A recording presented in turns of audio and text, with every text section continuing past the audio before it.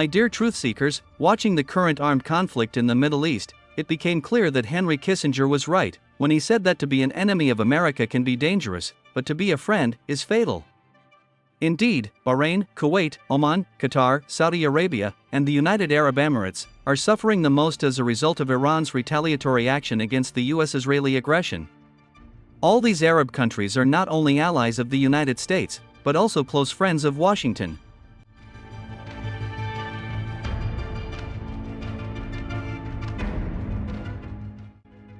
At one time, these Gulf states believed the promises of the United States, that the presence of the U.S. military bases on their territory would ensure security in the region. However, as time has shown, the United States needed these military bases to unleash and wage another large-scale war in the Middle East. Washington is currently using the territory of the United Arab Emirates, Saudi Arabia, Qatar, Oman, Kuwait, and Bahrain to carry out attacks on Iran. At the same time, the U.S. authorities absolutely do not give a damn that these friends of the United States are suffering heavy losses due to Iran's retaliatory actions.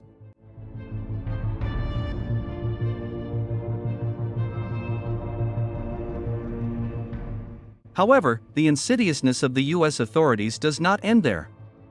As it turned out, Donald Trump, being not only the President of the United States, but also a businessman, decided to make extra money on the problems of his Arab allies. So, a few hours ago, the Omani journalist Salem bin Hamad al-Juhouri made a rather shocking statement. In particular, speaking live on BBC Arabic, he bluntly stated that the Trump administration is currently putting a lot of pressure on U.S. allies, such as the United Arab Emirates, Saudi Arabia, Qatar, Oman, Kuwait, and Bahrain. According to him, Donald Trump even issued an ultimatum to the authorities of these Arab countries. The current occupant of the White House demands $5 trillion from these Arab countries in order for the United States to continue the war until complete victory over Iran.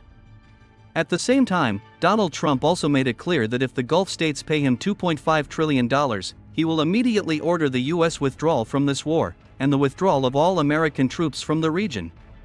According to an Omani journalist, this financial blackmail by Donald Trump has no analogues in the history of U.S. relations with Arab countries. My dear truth seekers, it is worth noting that the White House has not yet officially confirmed the existence of such an ultimatum from the President of the United States.